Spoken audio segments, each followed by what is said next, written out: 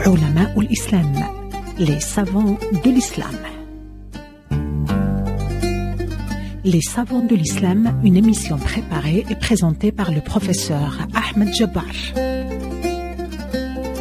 Les savants de l'islam en coopération avec le Conseil supérieur scientifique et culturel de la Grande Mosquée de Paris et Radio Orient.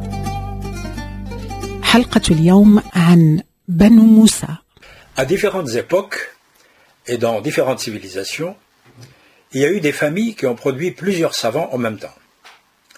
C'est l'exemple des Banu Moussa dont je vais vous parler aujourd'hui.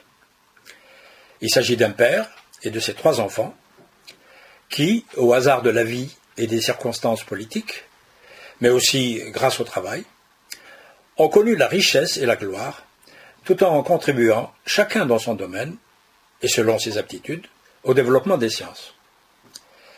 C'est aussi, à travers cet exemple, une illustration de la dynamique qu'a connue la société de l'Empire musulman au IXe siècle, en particulier dans le domaine scientifique et technique, et le rôle des hommes de science et de leurs protecteurs dans cette dynamique générale. Le chef de famille, Moussa ibn Shakir, avait 3 fils, Mohammed, Ahmed et Hassan.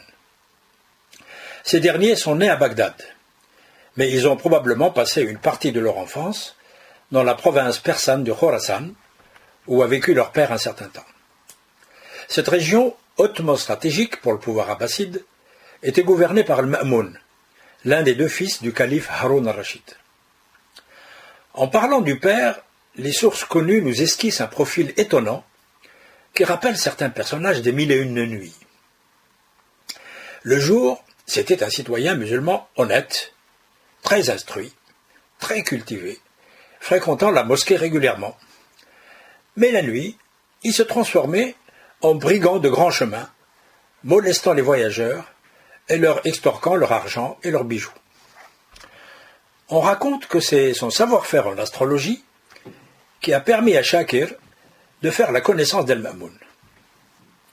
La rencontre avec le futur calife a eu lieu entre 809 et 813 dans la ville de Marou, qui était alors la capitale de la province du Khorasan. Avec le temps, ils deviennent des amis très proches. Cette amitié va être une chance pour les 3 enfants. À la mort de leur père, ils sont pris en charge par le Ma'moun, qui sera pour eux une sorte de tuteur, subvenant à tous leurs besoins et leur assurant une excellente formation. Encore adolescents, les 3 frères voient s'ouvrir devant eux les portes de la prestigieuse Maison de la Sagesse, qui n'était fréquentée que par l'élite des théologiens, des scientifiques et des hommes de lettres de la capitale de l'Empire. Après la mort d'Al-Ma'moun en 833, les Banu Moussa restent au service de ses successeurs, Al-Mu'tasim, Al-Wathiq et Al-Mutawakkil. Mais leur proximité avec le pouvoir ne leur procure pas que des avantages. Pour des raisons inconnues, 2 d'entre eux réussissent à se faire des ennemis, même parmi des savants éminents, comme le mathématicien Sanad ibn Ali et le grand philosophe Al-Kindi, et qui seront victimes de leurs intrigues. Le premier sera exilé. Le second perdra la confiance du calife. On raconte même que la disgrâce qui s'en est suivie a été mise à profit par les 2 frères pour lui confisquer les livres de sa bibliothèque. Mais à cette époque, les retours de bâton n'étaient pas rares. Et ce sont les 3 frères qui en ont fait les frais et qui ont failli devenir des victimes à leur tour. Tout a commencé par une commande du calife El-Mutawakkil, encore lui, qui avait chargé les 3 frères de la réalisation d'un canal d'irrigation. L'ingénieur choisi par eux pour la conception du canal se trompe dans ses calculs. Ayant été informé du défaut du canal, le calife ordonne de le faire expertiser par Sanad ibn Ali, qui était un ingénieur reconnu. Ce dernier accepte de réaliser l'expertise et propose de rédiger son rapport de telle manière qu'il éviterait aux Banu Moussa la disgrâce définitive. Mais il leur pose une condition: rendre à Al-Kindi sa bibliothèque. C'est ce qu'ils ont fait d'ailleurs. À la mort de leur père, les Banu Moussa disposaient d'une fortune très confortable. Ils vont la consacrer à la science en finançant la recherche des manuscrits grecs, la réalisation de copies et leur traduction en arabe. Mais comme ils n'étaient pas de simples philanthropes au service de la diffusion du savoir, ils vont se limiter aux ouvrages qui concernaient leurs différents domaines d'activité, c'est-à-dire les mathématiques, l'astronomie et la mécanique.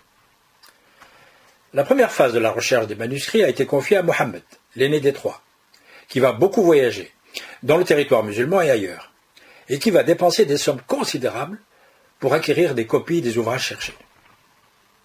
Dans une seconde phase, et en fonction de l'aptitude de chacun d'entre eux, les trois frères vont se spécialiser dans des domaines différents. Ahmed en mécanique, Al-Hassan en géométrie et l'aîné en astronomie. Mais leurs publications les plus importantes sont attribuées à tout le groupe. En astronomie, ils se sont intéressés, comme beaucoup de leurs contemporains, au mouvement des objets célestes, les 7 planètes visibles et les étoiles. Et, en réponse à la demande des utilisateurs, ils ont rédigé, comme beaucoup de leurs collègues, un manuel sur l'astrolabe. En mathématiques, leur contribution la plus importante concerne la géométrie. Il s'agit du livre sur la détermination de la surface des figures planes et sphériques. La matière du livre provient de sources grecques, mais elle est traitée et exposée selon des démarches nouvelles. Ce livre a eu un réel succès et de nombreuses copies ont circulé dans les milieux spécialisés de l'espace musulman. Dans le même domaine de la géométrie, ils se sont intéressés au livre des coniques, l'important ouvrage d'Apollonius, le célèbre mathématicien grec du IIIe siècle avant Jésus-Christ. Ils en ont cherché des copies, et pour en réaliser une version arabe, ils ont payé 2 grands traducteurs de l'époque, un musulman, Ibn Abi Hilal al-Himsi, et un païen sabéen, Thabit ibn Qurra al-Harrani. Ils ont même rédigé une importante introduction à cet ouvrage. En mécanique, les historiens de la phase arabe de cette discipline considèrent les Banu Moussa comme des pionniers parce que leurs travaux ont été le point de départ d'une véritable tradition dont les activités se sont étendues sur plusieurs siècles. Dans le prolongement de l'héritage grec, ils ont enrichi ce chapitre de la technologie en y ajoutant de nombreuses innovations. Dans leur ouvrage, intitulé « La description de l'instrument de musique automatique », et dont une copie nous est parvenue, ils présentent les éléments constitutifs et le fonctionnement d'un orgue hydraulique. Ils auraient également publié un traité sur les technologies militaires, mais qui ne nous est pas parvenu. Mais leur contribution la plus importante est incontestablement le livre des procédés ingénieux, Kitab al-Hiyal.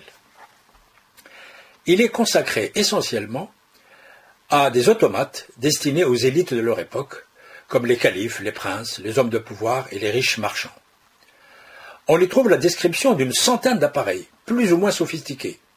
Des vases verseurs automatiques, des récipients qui se remplissent d'eux-mêmes, des fontaines ou des jets d'eau qui fonctionnent d'une manière intermittente, des chandelles qui ne s'éteignent pas ou qui changent automatiquement de mèche, etc., etc. Mais, bizarrement, on ne trouve pas dans leur ouvrage un chapitre sur les horloges, qui étaient des appareils utilitaires très prisés par les élites de l'époque et qui étaient produits à Bagdad à la fin du 8e siècle. C'est en tout cas ce que confirment les sources européennes qui ont évoqué la délégation officielle envoyée par Haroun al-Rachid à l'empereur Charlemagne. Ces sources nous disent que parmi les cadeaux offerts à ce dernier, il y avait une horloge hydraulique. L'analyse des mécanismes utilisés pour réaliser leurs automates montre que les frères Banu Moussa ont réellement innové.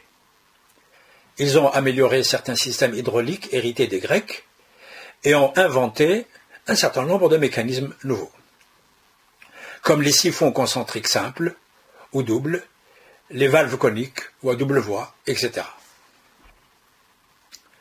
Pour conclure, je voudrais évoquer la circulation des écrits des frères Banu Moussa. En mécanique, leur principal ouvrage a été le point de départ d'une longue tradition technologique et qui s'est poursuivie jusqu'au XVIe siècle en terre d'islam. Celui sur l'orgue hydraulique a également circulé dans cet espace, mais d'une manière beaucoup plus modeste. En mathématiques, 3 contributions ont été régulièrement recopiées dans les foyers scientifiques de l'Orient et de l'Occident musulman. Le traité de géométrie, que j'ai déjà évoqué, l'épître sur l'ellipse attribué à Al-Hassan, et l'introduction au livre des coniques d'Apollonius. Mais seul le traité de géométrie est parvenu en Europe. Il a été traduit en latin par Gérard de Crémone au XIIe siècle, inaugurant ainsi de nouvelles manières de résoudre certains problèmes.